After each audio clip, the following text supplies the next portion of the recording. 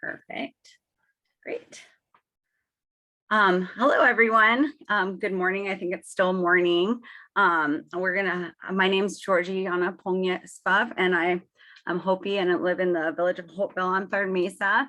I work with the Cultural Preservation Office currently as a research assistant, but for this, I'm presenting to you as just a Hopi tribal member. I'm born on my father's sides, the rabbit and tobacco clans. And in Hopi culture, that's your clans are passed through your mother. So it's kind of a unique way of that.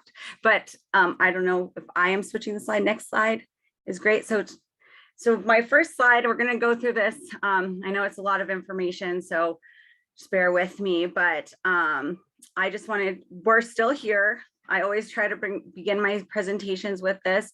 As you can see, this is a map. There's more tribes out there. And right now there are currently 574 federally recognized tribes in the United States, but there's more even that are state recognized and unrecognized all over. So that's just something, and all tribes have different cultures, languages, creation stories, land bases, but we all do share similar beliefs in the way of how we view our natural land and resources. So often when it's government to government or this national narrative, people often group us all into one big umbrella, but that's something that's kind of hard to do with these you have to understand that each is unique and each has their own specific cultures and ways of doing things. So it can't be really homogenized in that way. So next slide, please. There's 12 plus tribes that are associated with the Grand Canyon National Park, and the Grand Canyon, not just the national park, but the Grand Canyon and the cultural landscape of Grand Canyon. Next slide, it's great. So I think that often we have, it's hard to understand what the Native view of religion and landscape is. I know that's often hard to define when you're working with government because it's, we don't always leave material culture. There's not always something that is a recognizable part of, like, I guess, human existence, right? This untouched, untamed wilderness idea that the park and this national narrative has created, but tribes have always been there. Native people, Indigenous people have always been there. So I'm just going to quickly break down some of the conflicting philosophy and worldviews to kind of just get a better understanding of what the different perspectives are. So Western perspective on religion, land, and resources is based on written doctrine and constructed spaces. So that are sacred as long as people congregate there. But like we've seen all over, churches can be repurposed into other things, moved, torn down. And sometimes, and so we also view, or this Western perspective views land and wildlife. It's usually separate from nature and the outside. So as something that can be commodified, owned, controlled, and profited from. This idea of domination over nature, and often with like conservation or reclamation, putting up barriers and trying to control nature, like we see with dams and these different extraction and all kinds of stuff. So next slide, please.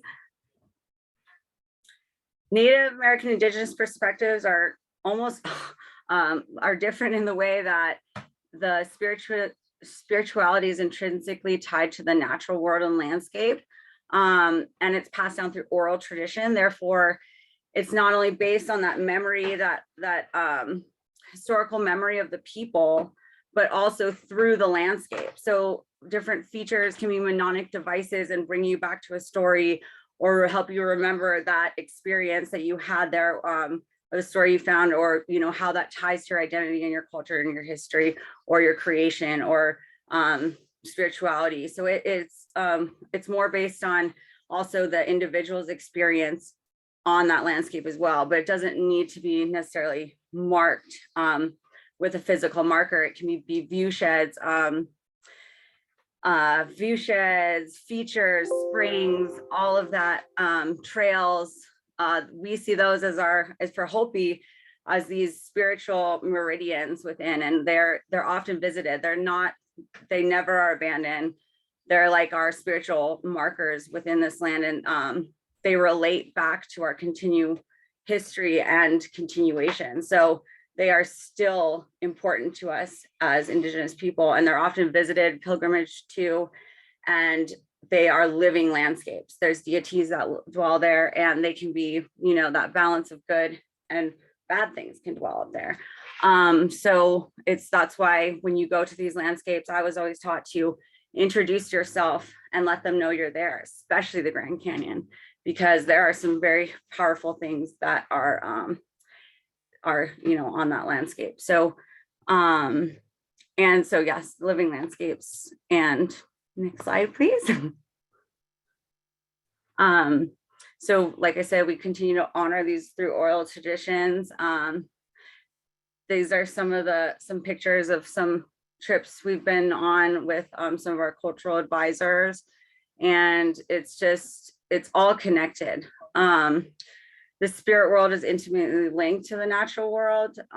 So like I said, you have to, when you go, you introduce yourself, you let them know you're there, because it's a life-giving place, but it's also a place that can take life as well. So and they, we see it. And so when things like dams, logging, construction, extraction happens, that's the spirits are disturbed, those places are disturbed, and that those powers that bring life, that bring this harmonious balance that we live in, that humans were a part of.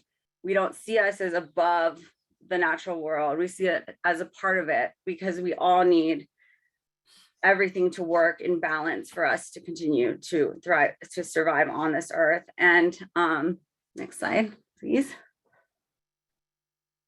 So for Hopi, we continue to have strong ties to our language, culture, and Hopi Tutsqua, which we see as the land where we emerged from the Grand Canyon, but then we went all 4 directions on migrations, and that's what you see, what we call our Hopi footprints, are the through architecture, pottery sherds, and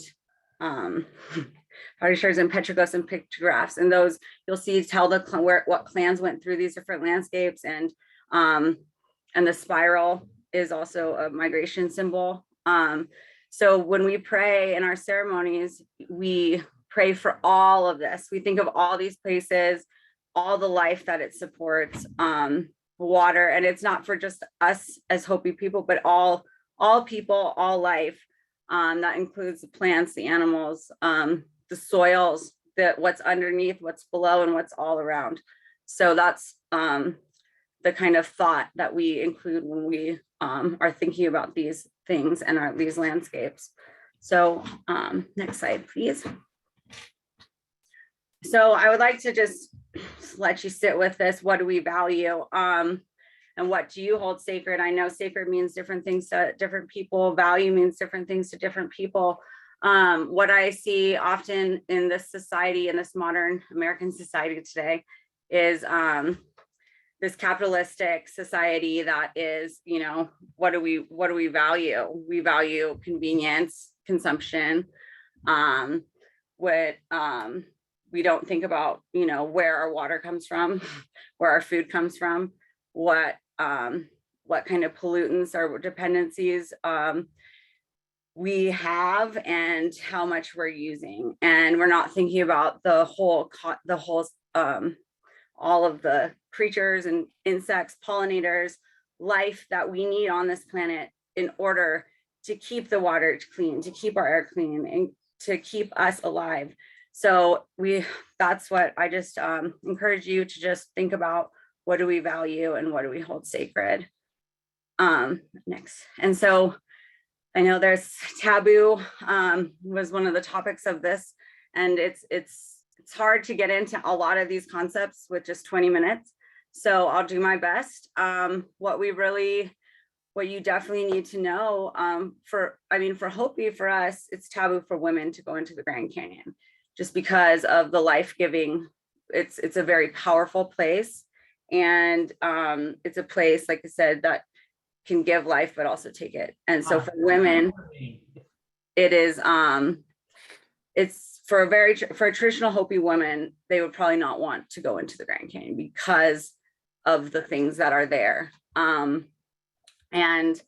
But it is this, this day, we're turning a new era and things are happening. But that's another thing with these youth projects sometimes is like advisors would not advise for children to go into the Grand Canyon either, just because of the powers. And there's spiritual protocols that need to be followed before, going and taking that pilgrimage into the Grand Canyon.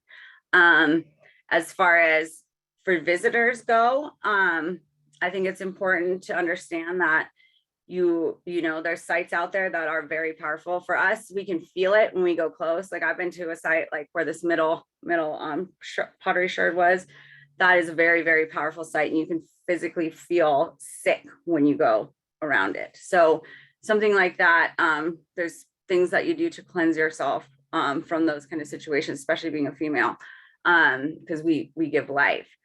And then there's taboos around, like, you don't ever want to take anything with you. Leave it alone, leave it with respect, visit with respect. There's things that dwell there. Again, I know people who have taken something and then everything started going wrong in their lives. And they went and had to return a year later and take it back. And they're same with the petrified forest. There's lots of stories, people taking petrified wood, and it gets sick. You don't want things to follow you home out of the canyon, because that is a real threat. And that is another reason why Hopi is so has all these protocols for going down there, because it's something that we don't take very lightly.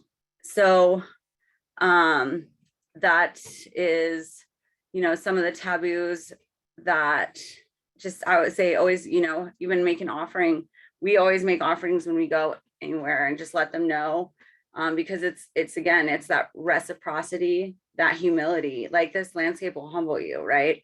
And nature has a way, like, if you're not humbled, like it will humble you. So I think that those are things that definitely should be taken into account when going into the canyon. And it's like visiting a church, so visit with respect, and don't trash it. Even, the vegetation, the plants, the animals, this is their home. These are their ecosystems.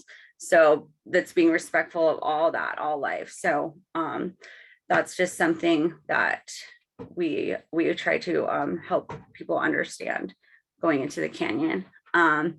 Next slide. And so we're all in this together. We're all moving downstream together.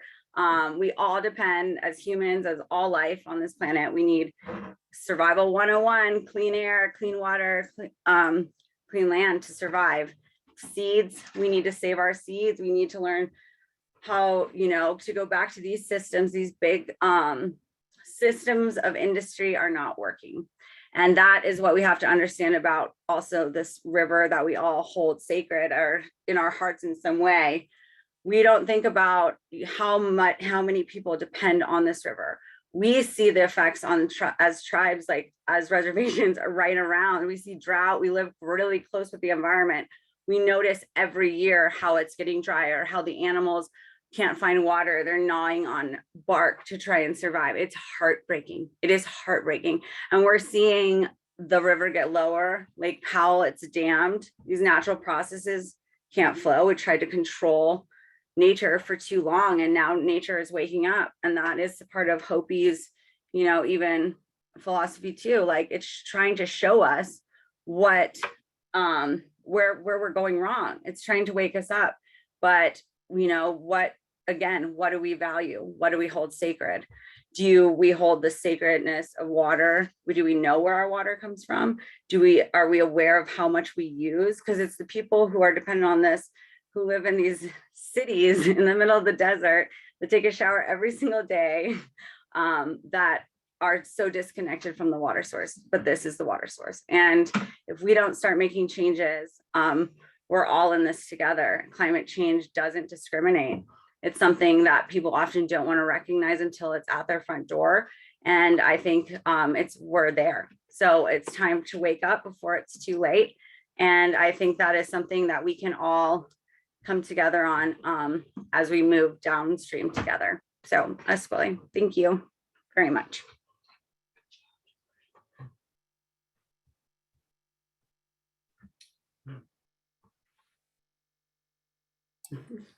Georgie, thank you so much. Thank you for your perspective, for your sharing, for the beautiful sights that we were able to see through the presentation.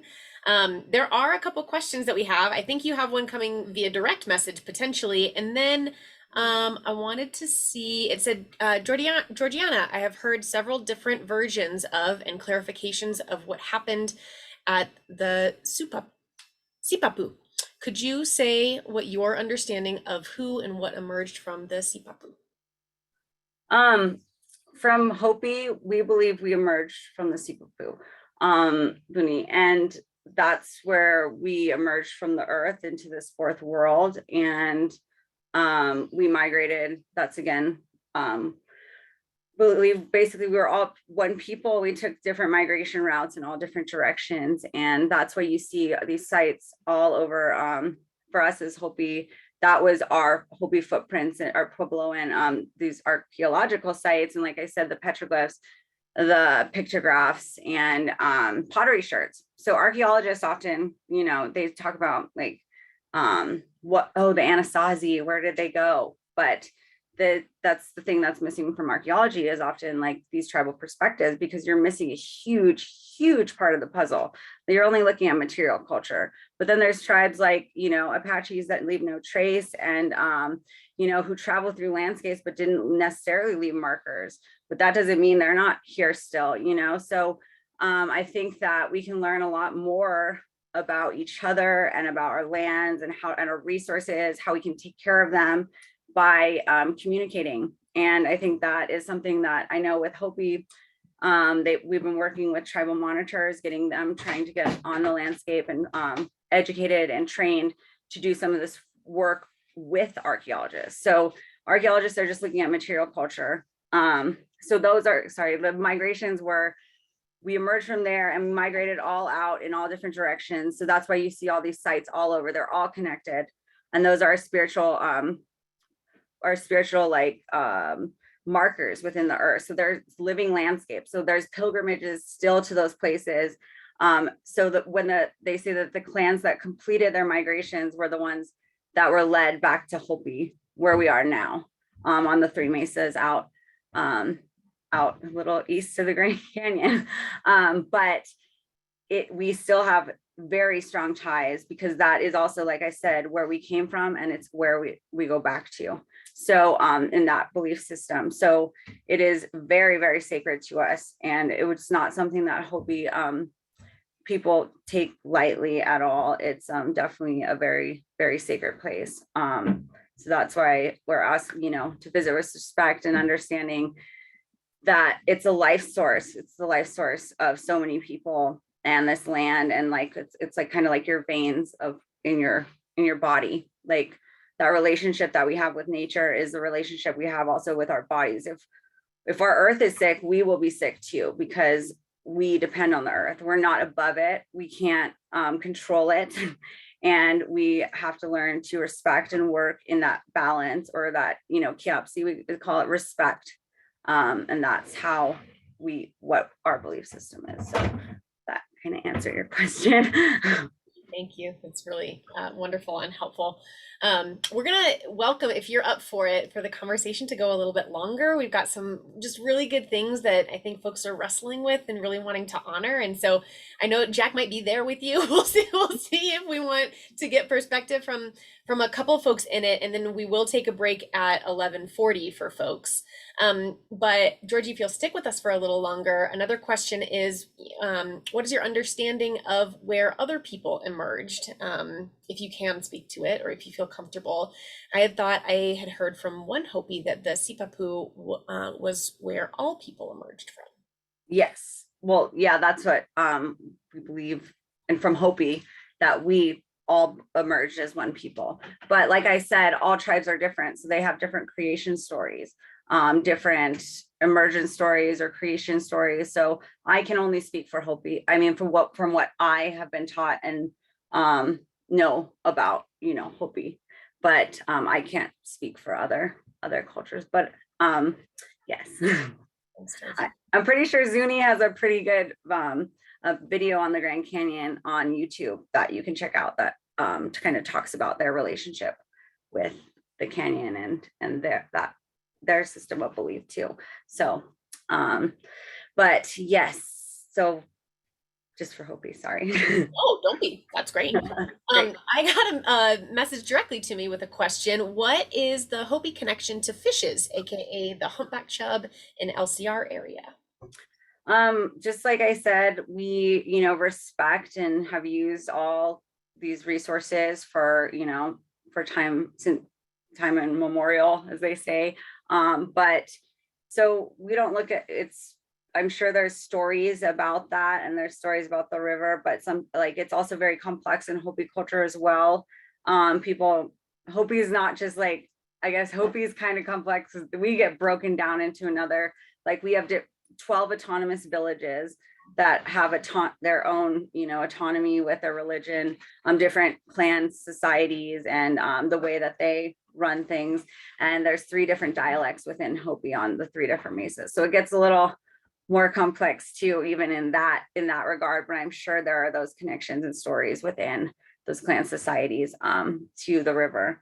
But sometimes if like I said, there's cultural protocols to go down to the river, usually called Wimpia, you have to be initiated into maybe a certain society to make that pilgrimage. There definitely are stories that have to do with the river and those view sheds. And it's amazing when you go to some of these sites out, even in Bears Ears or Chaco Canyon, you can see from different viewpoints these connections to the cultural landscape all the way down even to the river or to the Grand Canyon. So it's unbelievable, and how they strategically placed some of these places. And that's from just being so in tune with the landscape.